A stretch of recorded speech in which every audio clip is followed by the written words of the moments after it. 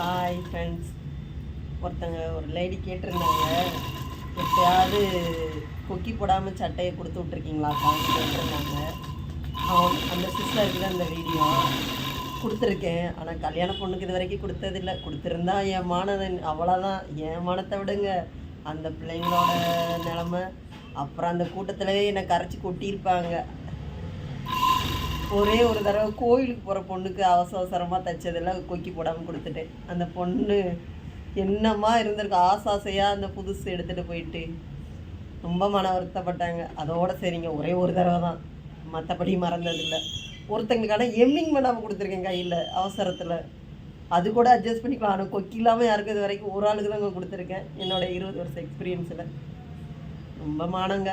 அதனால் ரொம்ப யாவும் கொக்கி, மற்ற தையில விட்டாலும் பரவாயில்ல, கொக்கி மட்டும் போடாமல் கொடுத்துறாதீங்க தயவுசெய்து.